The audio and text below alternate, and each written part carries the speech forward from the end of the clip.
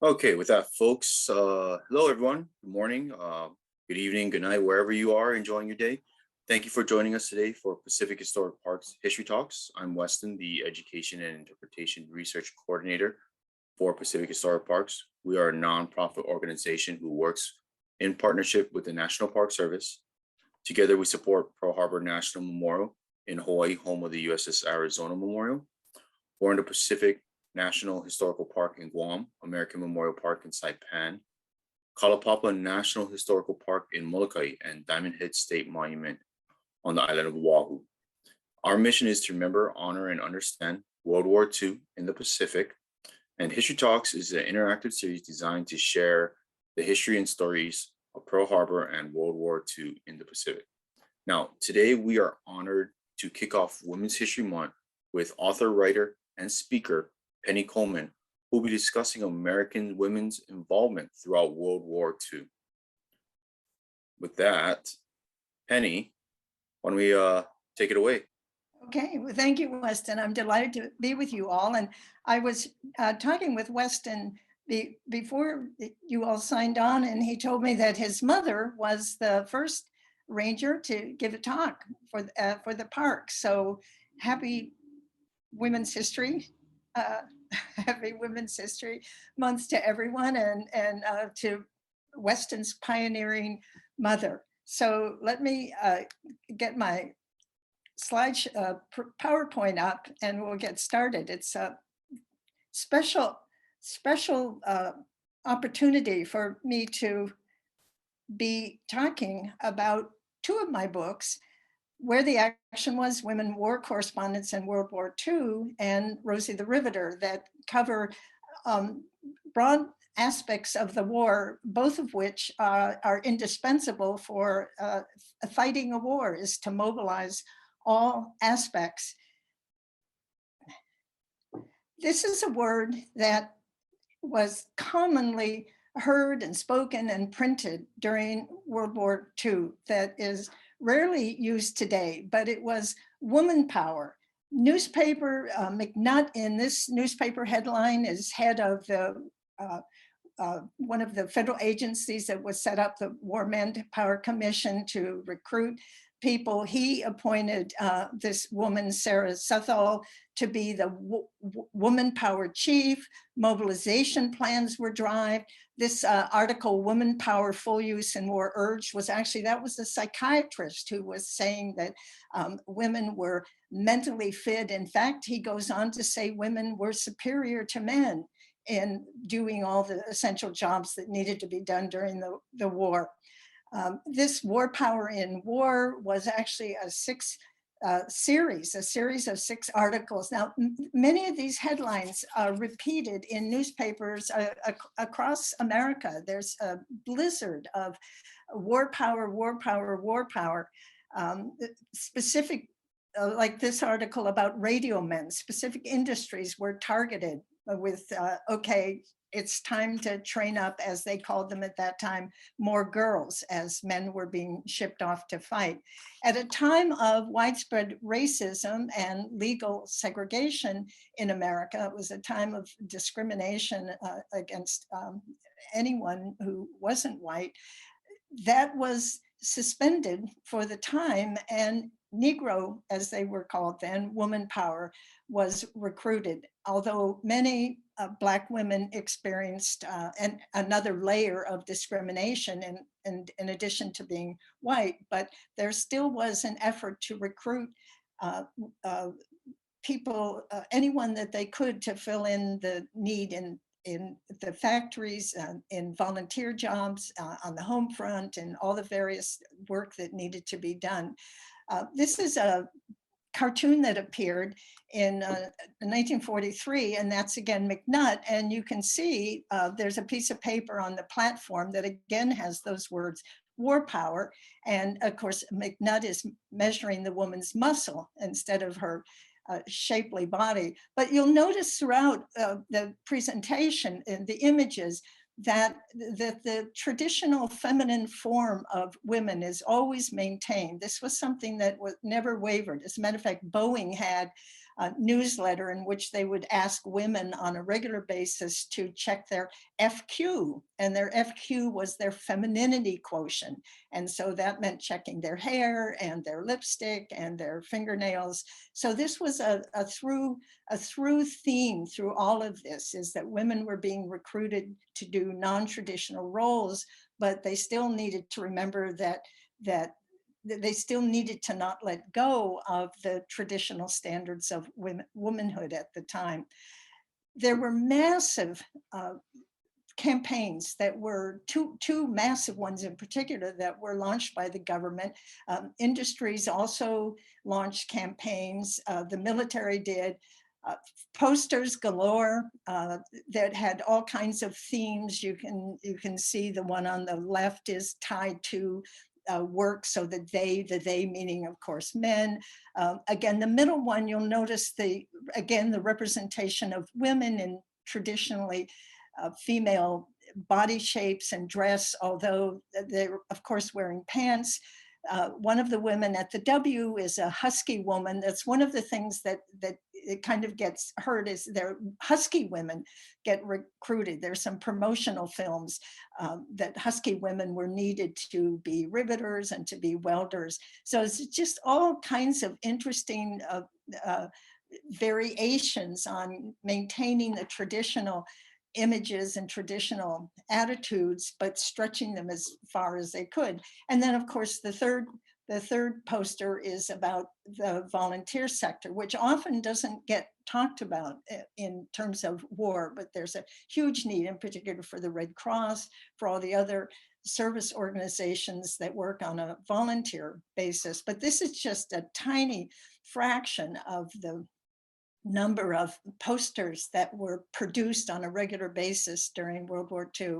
Movies too, films, documentary films. This is one that was produced in 1941. And it's interesting because it is credited as having been written by the First Lady, Eleanor Roosevelt, and it's narrated by the famous actor of the time, Katharine Hepburn. And you can listen to it on YouTube, and it's really quite interesting to hear Katharine Hepburn in her incredibly authoritative voice just talking about women as scientists. There's a whole section about the importance of women scientists, and then which is a little unusual. I've looked at a number of these propaganda films, and this is unusual in the emphasis on women in science.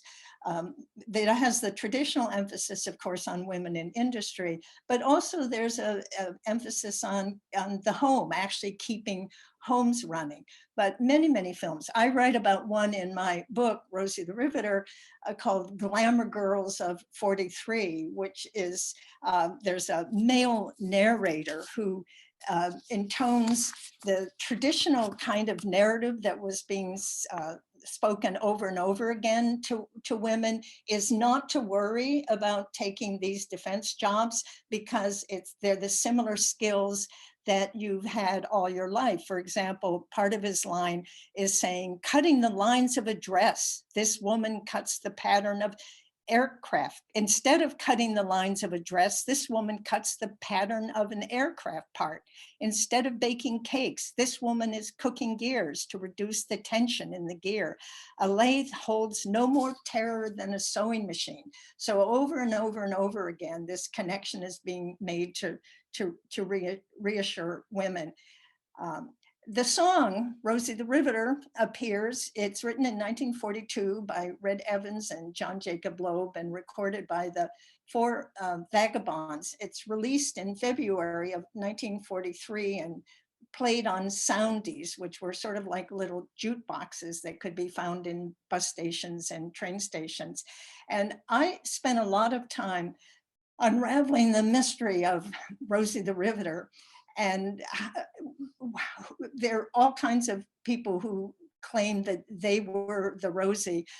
But at the time I was doing my research, there were still people alive who had firsthand evidence, and including a man, Robert LeSueur, who actually the song was composed in his apartment on the piano by Red Evans and John Jacob Loeb. And he said that it was the alliteration. It was a novelty song, and it was typical for songwriters at that time to use alliteration, and that is the origin.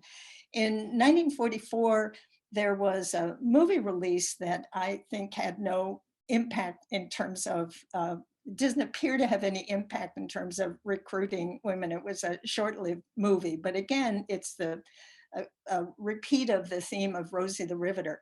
And I want to talk just briefly about these two images, because there's a lot of confusion, I think, about this. The first, of course, is the classic Norman Rockwell, and the model of it, Mary Keefe Doyle, who I actually had a number of telephone conversations with at the time I was writing my book, told me some interesting things. For example, Rockwell had her first wear saddle shoes, and you can see that her foot is not a saddle shoe, and she's actually a copy of Mein Kampf. And Rockwell, of course, later called her because he didn't represent, she was a telephone operator and didn't represent her as beautifully as she was. And Rockwell also apologized because he gave the figure both an isinglass shield and a goggle, and found out later that real riveters didn't wear both of them. But another interesting story behind that is that the original title was Rosie the Riveter, and the Saturday Evening View, the parent company, had sent out a massive promotional campaign to news dealers all over the country advertising this. And then at the last minute, the company panicked because they thought or felt that they would be accused of infringement, copyright infringement, because the song was out. So a telegram was sent to all the news dealers telling them to destroy all the merchandise, the posters, and all the promotional material they had, and renamed the cover just Rosie. And as Mary told me, neither she nor Rockwell had ever met a riveter or knew anything about it. It's just, again, the alliteration in the image. The We Can Do It poster, which has come to symbolize World War II women. In fact, and when I actually started my research, I thought that I was confused about this image too, until I sort of began to look at the writing in the bottom and think about it. And I called Westinghouse. I could see on the bottom of the poster that was from the Westinghouse, and discovered a historian, the historian at the company at the time, Charles Rook, who was full of information and actually quite indignant. The Smithsonian magazine had just come out with that image on the front, dubbing it Rosie the Riveter. And Charles told me that he had in vain tried to talk the Smithsonian out of doing that, because it's not a Rosie the Riveter. They didn't even have a Rosie the Riveter in Westinghouse. It was simply, We Can Do It. And that J. Howard Miller typically drew his posters. He was a freelance artist who did a lot of drawing, and it was actually an in-house poster. A limited run of those was done, and they were just used for a month in the Westinghouse plants, and it was about empowering all women workers. And what Charles thinks was happened is that a top Westinghouse executive, a number of executives from major American corporations, they were called dollar-a-year men, volunteered to go to Washington to help run all the various aspects of the war. And what Charles thinks happened, which seems reasonable to me, is that this was donated, that when Westinghouse gathered up its archival material after the war, that this poster ended up. And then what happened, and again, I talked with somebody at the National Archives about this. In the 70s, the National Archives started a process which was happening in museums across the country of assessing their collection to see what they could monetize. What could we do that we could sell? And this poster surfaced, and it got named Rosie the Riveter. And when I asked the head of sales about, well, did anybody point out it wasn't Rosie the Riveter? And he said, no, nobody did. And I said, well, I know from Charles Ruck, he's been talking with you about that. Would you change it? And he said, no, because it's, I think he said at the time, our second best-selling poster. So there's the story based on the research that I did at the time with, again, with people who were still alive and in the know, how we can do it.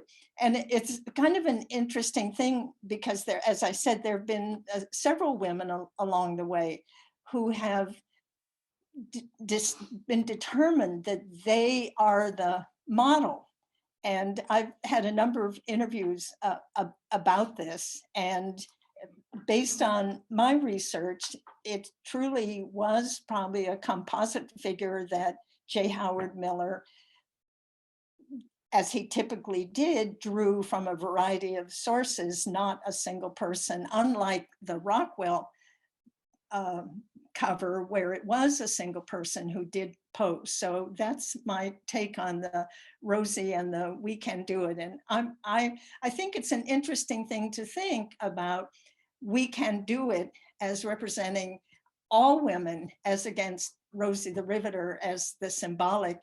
And early on when I was talking about my book, several women actually did confront me. I remember giving a speech a number of years ago, and a woman stormed up to me after my session, she was very angry about this Rosie the Riveter business. She said, because what about me? I was a welder, so nobody knows about us as welders. So it's kind of an interesting thing to think about. But let's go onward from this issue, this World War II issue, and the rubric under which women get honored. The massive campaign targeted, in particular, what were called essential jobs, civilian jobs. And this is just sort of a collage of the various, and they're just so many jobs from loggers, police officers, you see taxi drivers, farmers, orchestra, of course, baseball. The scientist up in the upper right-hand corner was heralded. She was a young woman because she invented a super strong glue. In my book, I list a number of magazines, Fortune magazine, Business magazine, National Geographic, Reader's Digest. They would write articles, again, listing all the jobs. National Geographic magazine, published in 1944, has a long list of jobs that starts with ship fitters and chippers, and it ends with drawbridge tenders. And then the one job that I think would be beyond my capacity to do is working in a slaughterhouse, and you could be a brain picker, a stomach scrubber, a belly grater, a sweetbread puller, or a vein pumper. So the list of jobs, of flagpole sitter, go on and on and on, and women rallied, women did it. There are different figures. 18 to 19 million women took on jobs that before they had been told they couldn't do or wouldn't do, or so it was just a marvelous time of women being able to just do extraordinary things. The same thing happened in terms of industrial women. That's again, the variety of the industrial jobs. And you can see all of these pictures were done for promotional purposes. The National Archive has just stacks of, they're all posed pictures, and there were many of these pictures of women, and included, as you can see, African-American women, the welders, the princess who was working at Boeing, the woman on the bottom left is blind. President Roosevelt at the time, as you know, was in a wheelchair, and he and his Secretary of Labor paid close attention to the employment of people with disability, and of course discovered that some, for example, they discovered that people of short stature, called dwarfs at the time, were needed because they could fit into the narrow wings of airplanes and do the work that needed to be done. So again, it was a very interesting time of employment for people with disability. The three women in the front were test pilots for Grumman, privately employed by Grumman, and I sort of love their cheerful look. The woman on the bottom and the far right, maybe you recognize Norma Jean Doherty or Marilyn Monroe, who was a prized war worker. What she's doing is coding the propeller of a plane, and a Army photographer happened to spy her, and you insisted that she be photographed, although she didn't really want to, as the story went, because she wanted to earn the E for excellence. But she did pose, and of course, the rest is history in terms of her life. Women also served in the military. There were about 16 million men served, and 350,000 women served in one of the armed services. These, again, a slew of posters were produced. The one in the upper left, the Women's Auxiliary Air Corps, of course, then becomes the WACs of the Marines, the Navy, the Coast Guard, the nurses. The nurses played a key role, and a number of nurses were held as prisoners of war in the Philippines. Other nurses were killed by direct fire. And the women, again, filled in the roles that men were needed of as mechanics and office workers and all the various services that need to be done to keep fighting force tended to. Here are just some pictures. At the top left, and if you look at the two corners at the upper left and the bottom right, those are two women who served in what's become known as the WASP, the Women's Air Force Service pilots, who served at flying airplanes, delivering them from manufacturing to different bases. They also pulled target planes. It was said that women couldn't fight in combat, but yet they were then tasked with towing targets for soldiers to practice shooting down targets. So it was hardly a safe job. In the middle at the top, those are code breakers, the women who both broke and made codes. It's very important during war. The upper right is a nurse. You can see the woman in the right is a nurse waiting ashore in Naples. The left, women mechanics, those are WACs, Army women who are repairing an airplane. And again, you can see these are staged photographs. In the middle, of course, what got nicknamed the Signal Corps, but the Hello Girls, again, crucial role of maintaining communication during war. The middle right are a group of WAVES, Navy women who have just graduated from their training program.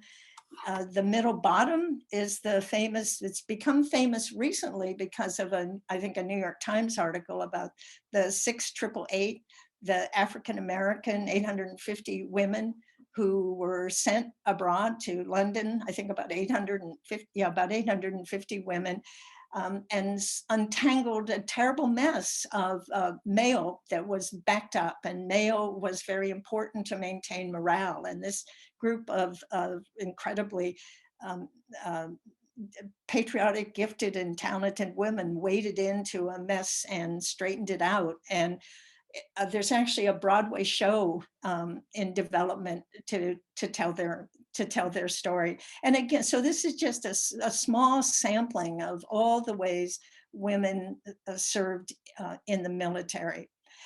Another group of women whose story is little known are the 127 women who were accredited as war correspondents. And I put in these three pictures because it's interesting if you, when in looking at newspapers of the time, pictures of women war correspondents who were accredited, for example, the one in the upper right, were widely published. They appeared in newspapers from Utah to California to Florida to New Hampshire, and they're all, again, they're these posed photographs.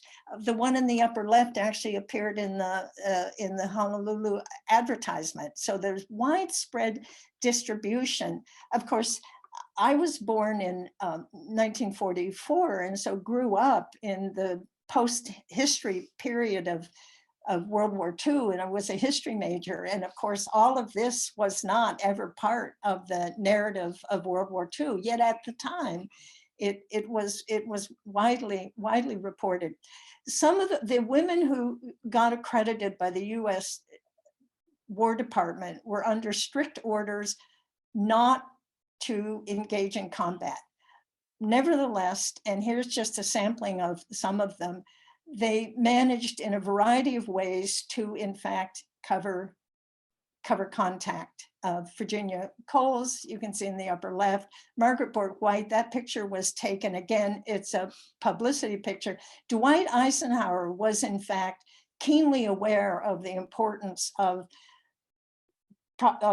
publicity and wanting to show positive images of the war's progress. And Margaret Bork White, who's photographed she's actually in Italy, and you can see her cameras are set up on the top. And the battle for the Casino Valley is going on. And again, Margaret Bork White, who was widely known and quite famous at the time, was able to get places that some women couldn't. Dickie Chappelle actually covers the Pacific. She actually is covering about the hospital ships, and her photographs are used as campaigns to get blood. And I write in my book the story of how she gets actually stuck on Iwo Jima, and she can't get off because there's a storm.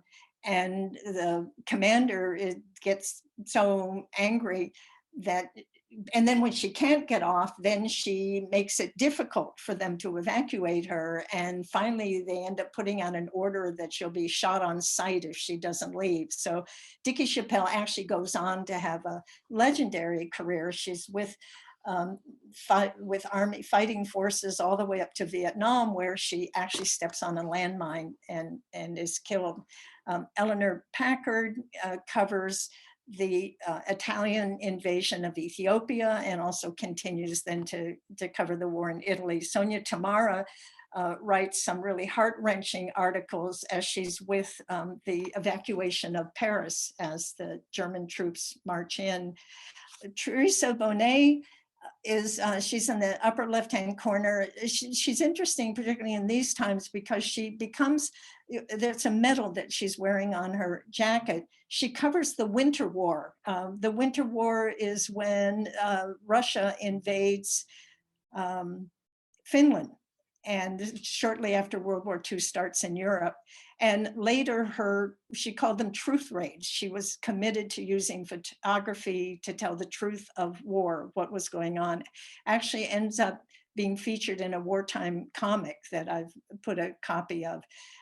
This pinup, this photograph of Margaret Bork White, who also went on bombing raids, was published in Life magazine, and according to the soldiers at the time, it was a favorite pinup. Margaret Bork White was very well known before as a photographer. She was, when Life magazine started, she actually was one of their premier photographers. So she was very well known, and she was very glamorous. She ends up dying at a young age of Parkinson, but she has a legendary photographic career, really from the 30s up through World War II and beyond, and was again much publicized as a way of motivating people to be involved in the war and to follow the news. So it's an interesting thing to watch all of this sort of emerging around women doing very non-traditional jobs.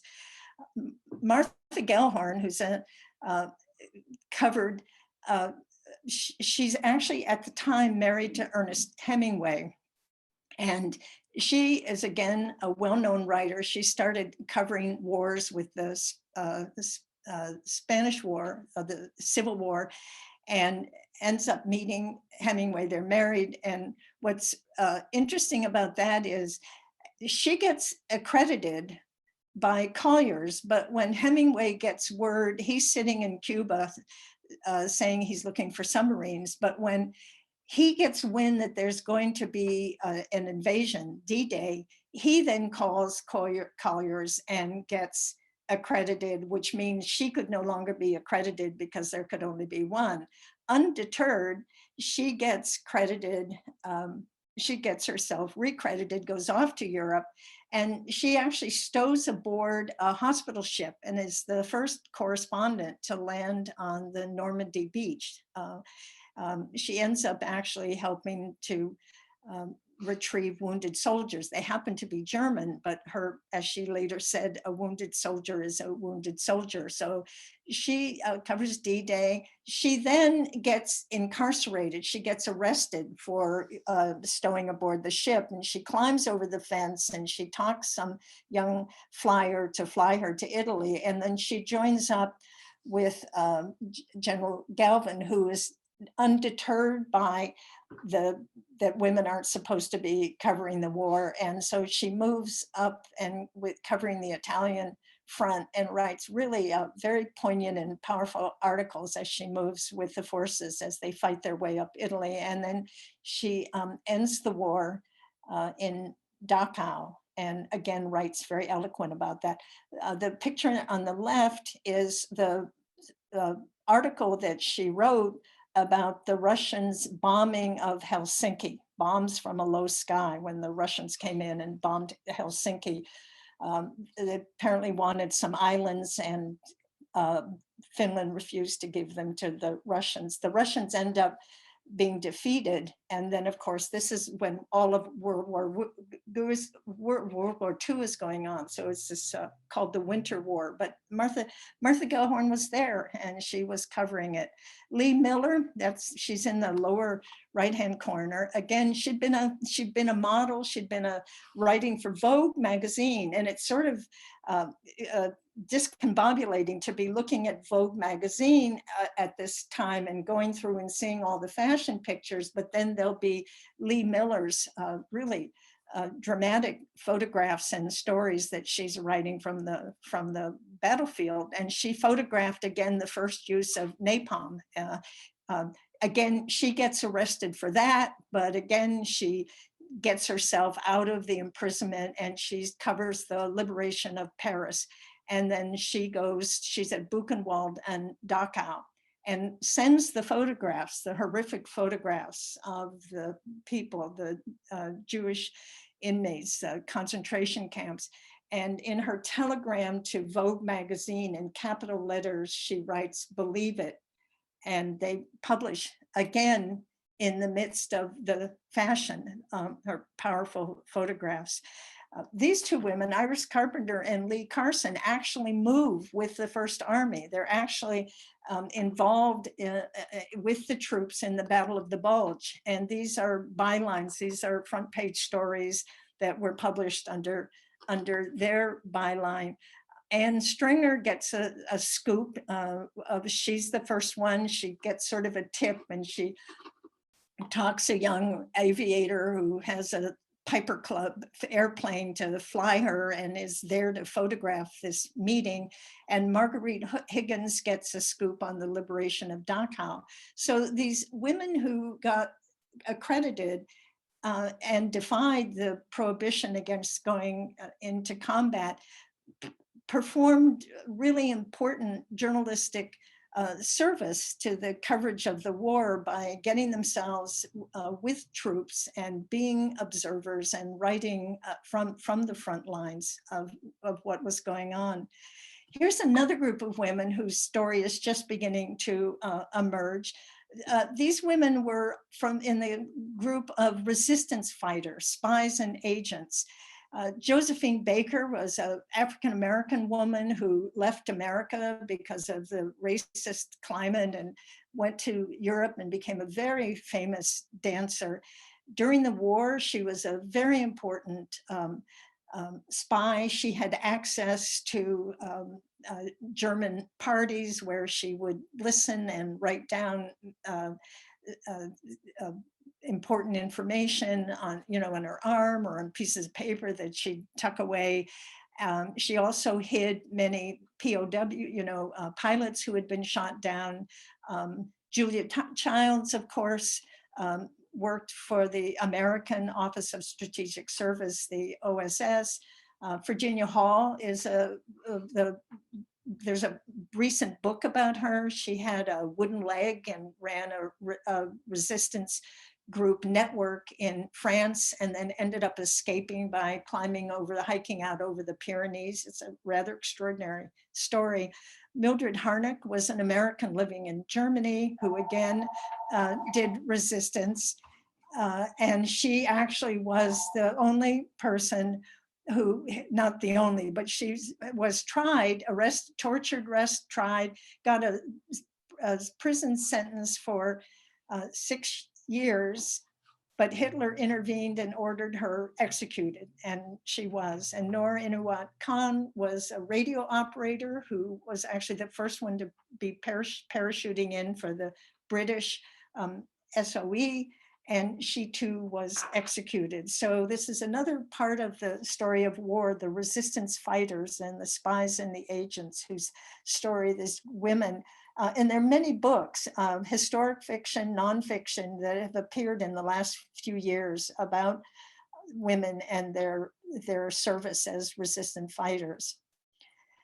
There was a lot of anxiety throughout the war, particularly among industry leaders and governmental leaders who were both recruiting women to come, but also knowing that they were temporary jobs. Many of the women I talked to at the time that I was writing my book said that they had really not even thought about that this would be an in and out situation. I remember one woman I talked to who had been a welder, and she was still weeping years after. Tears came to her eyes because she said all she ever wanted to do was weld a beautiful fence. But when the war was over, summarily women were fired. They were let go. They were told that it was over, go back. The anxiety about this was represented in this 1943 cartoon. And you can see it's again the stereotype of if a woman leaves the house and goes off, you can see that's her paycheck in her back pocket. That a man is going to be reduced in stature, he's going to have to wear an apron, he's going to be small. So that there's all this stereotypes that are going on about that, and that anxiety that's there, and the attitude that the woman is just going to say, oh yeah. So this is one of the things that's as sort of an undercurrent. Boeing and some of the other, this is just representative of what the various, how the industries would handle it. Started by, again, 1944, publishing articles about extolling like this woman of, that I can hardly wait to go back and resume my life. Studies showed that were taken after the war, studies showed that most women did want to keep their jobs. And women did stay in the workforce, but they did not stay in the workforce with these high paid, traditionally male jobs. So it's a sort of one, and then sort of the history, again, as I said, during my growing up, the history of women's involvement just sort of disappeared and was not part of the story. one of the things I've been interested in for over 30 years has been how women are memorialized. When I began to realize that women were invisible in school curriculum, in textbooks, in the popular conversations, in national holidays that are celebrated, I began to say, well, are they as invisible in public spaces, in memorialization? And so I spent probably part of the last 30 years sort of taking road trips and photographing and documenting that. One of the particularly interesting ones I discovered is this memorial called Citizens of Chicopee, Massachusetts. And those are 5 equidistant tablets that stick out. And on one side, it documents the male branch of the service. But on the other side, as you can see, I've just cropped them, it documents the women, which is really sort of extraordinary. This monument was dedicated in 1995. And it gives the details. I mean, I don't have time to read this, but you can Google this. If you look for this, you can see this online, where it actually gives the details of when the branch was formed and how many women served. It includes information about the nurses, then the Marines, then the Navy, the Coast Guard, and then the Women's Air Service pilots. And it's the 1995, one of the earliest that I found with women. Another early one is the flight line, which you can see, which is at the Newcastle Airport, which was the site of the precursor to the WASP. This was the Women's Auxiliary Ferrying Service, which was formed in 1942, which then became the Women's Air Force Service pilots. And that's a statue to the head is Nancy Love. The face is Nancy Love, and the body, I discovered there's some wonderful articles about this that was again dedicated in 1995, is the body of a WASP named Margaret Strawn. And she was actually 81 years old at the time this statue was dedicated, and she was at the dedication, and she talked about the fact that they didn't think that they were making history at the time. They were doing just what needed to be done. And then she added, also, it was fun. The one above that in the upper left-hand corner was actually dedicated in 1943. It's Molly Marine, and it was dedicated during the war, again, as an attempt. It was part of the massive attempt to recruit women, and it's actually being replicated now in the last 5 or 6 years. That statue has now been replicated in bronze and put at various Marine bases. Rosie the Riveter is in Woodridge, and that was, Woodridge was the site of a massive Curtiss airplane manufacturing plant. The women in wartime in Nome, that actually is a picture on that land memorial, is actually a Life magazine photograph, again, designed at recruiting women. After the war, the women's WASP were they were dismissed actually before the war ended, and again, not considered part of the military, which meant that the 38 women who died in the service of their country, their families had to pay to ship their bodies home and pay for the funeral expenses. They had no benefits, no access to the GI Bill.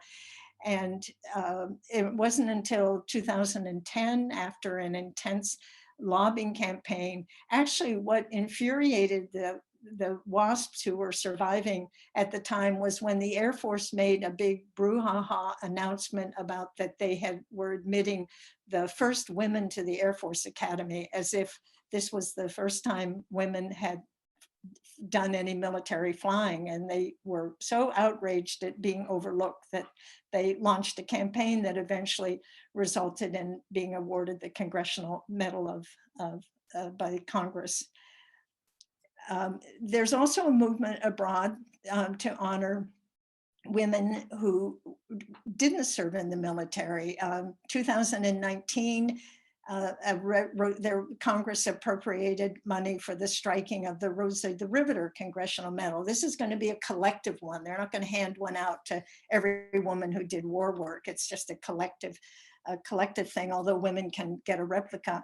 And in 2021, Senator Duckworth and Congresswoman Holmes Nelton reintroduced legislation to build a national memorial to women who worked on the home front. And that's a model of what they're thinking of. So that's in progress. The Rosie the Riveter Memorial, which I visited a number of years ago, is near where the Rosie the Riveter World War II National Historic Park is in Richmond, California. And if you look at the memorial, which is sort of an abstract representation of a Liberty Strip, and imagine yourself walking down that path, and there are quotes in the path, and you get to the end, this is what you'll read at the end. This is what you'll read at the end. And it's so profound, I think, that without us, without the women, there would have been no spring in 1945. And it was when I walked down and I got to the end and I read that, I was a moment of just sort of taking a very deep breath and thinking. The Women in Memorial military service for the American Memorial in Arlington, Virginia. If you look at the top, you can see that there are panels along the top ridge that go around.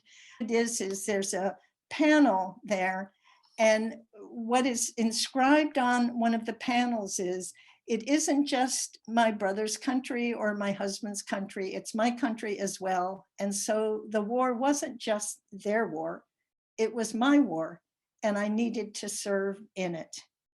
So with those words, I will close and say thank you very much. It's been good to talk with you today. Aloha, Penny. Thank you for joining us. It was a wonderful, wonderful talk. Thank you. My question involves what will the Rosie the Riveter and all the other topics you talked about. Do you think that it set the stage, you will, for the women's movement and the civil rights movement? Even though, because when the war was over, the fact is most of them lost their jobs. Yeah, Jim, I love that you asked that question. Contrary to what is, I think, widely believed, I agree with you. I read that and I see that they set the stage, but I agree with you as somebody who grew up at that time, as a woman who grew up at that time, there, sort of an aware woman. I can't document that women of the women's movement or the civil rights movement said, oh, women did all of this once, we can do it again. There was a really overwhelming suppression, a suppression. I think that once those movements became active and people started looking back, it was empowering and inspiring. But to say that one led to the other, to say that the Martha Gellhorn or Lee Miller are a direct link to the women who are reporting the current war, they may know about them and be inspired by them, but each generation has had to open their own doors. Frances Perkins, who was appointed as the first woman cabinet member in 1933, it was 50 years later before another woman was appointed. Did that sort of answer your question? Yes. Thank you very much. Yeah. So I agree with you, but we're not among the majority to believe that, Jim.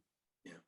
Well, there's been a lot of, like, some of the phrasing has been like planted the seeds, but as you say, I mean, one of the Rosie the Riveters that came out to Honolulu recently, May Cryer mentioned that she kind of had a joke. She said, well, we lost our jobs and we went to the living room, then to the bedroom, and then to the baby boom. Exactly. Right. No, exactly. Yeah, Yeah.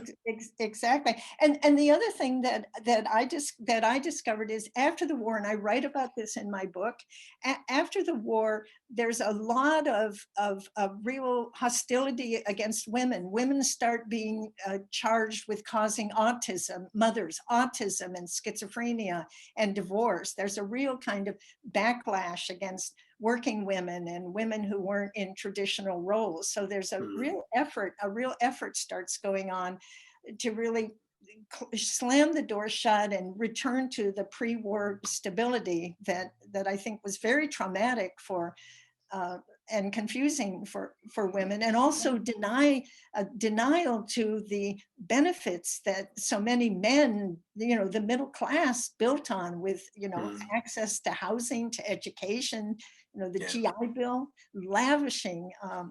So yeah, it's if a Rosie the Riveter were to say that to me, would I say to her, "No, you're wrong"? I would not. I would never say that. I would say, yes, you certainly are now, because I think that now they are. I love knowing about them, and I keep them in my heart, and they inspire me and fill me full of just pride.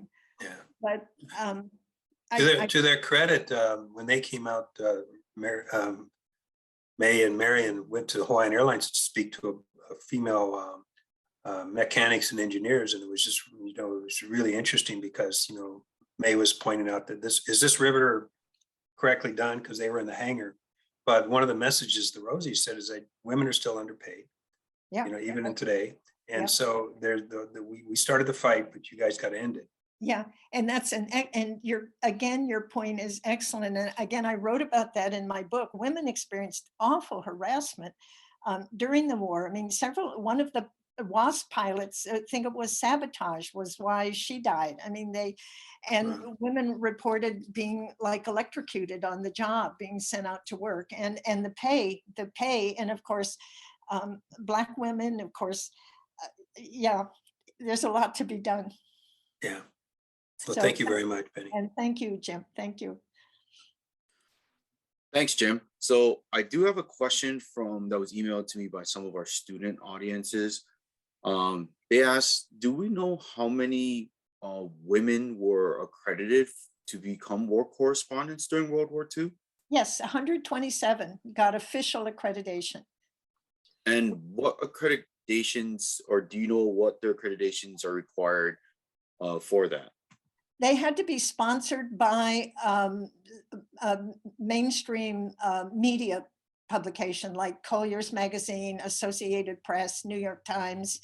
So each media outlet for either print or radio was allowed to have, I think, maybe 2 or different numbers, but so it was competitive in that there were men who were being accredited also, although again, as men began to leave those jobs, more women could get accredited. But yeah, they had to have somebody, some media organization would sponsor them. In other words, pay their expenses in order to get accredited.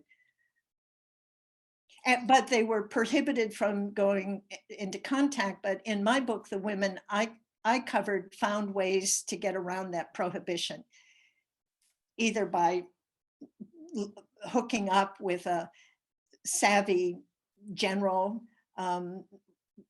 or breaking the law, and as Martha Gellhorn, stowing away on a hospital transport ship that was going the day after D-Day. Thank you all for joining us today. I find it so amazing that there are women correspondents who got their Army accreditations during World War II, because that's just amazing to hear that. Without a doubt, they paved the way for all war correspondents now, not just women, but all of them. But so everyone, if you are interested in any of Penny's books, a lot of what was discussed today was from the book Where the Action Was, and of course, Rosie the Riveter. You can actually visit Penny's webpage, pennycoleman.com, and you can actually see all of her books and get see her blogs, which she travels around seeing women's historical monuments, which is amazing. I've actually been following it. And then, so on behalf of Pacific Historic Parks, we would like to thank you all for joining us today. Recording of this presentation will be made available in the coming weeks at pacifichistoricparks.org. And Pacific Historic Parks is pleased to bring history talks to audiences around the globe. Please help us to continue to share these historical presentations and other interpretive programs by supporting us through a monetary donation through the survey link found in the chat box. Mahalo for everyone joining today. Aloha, kukuigo. Take Thank care. you. Thank you, Penny. Thank you, Penny. Bye. Aloha. Thank you so Thanks much. so much. It was good to meet you all. Thank you, Penny. Excellent.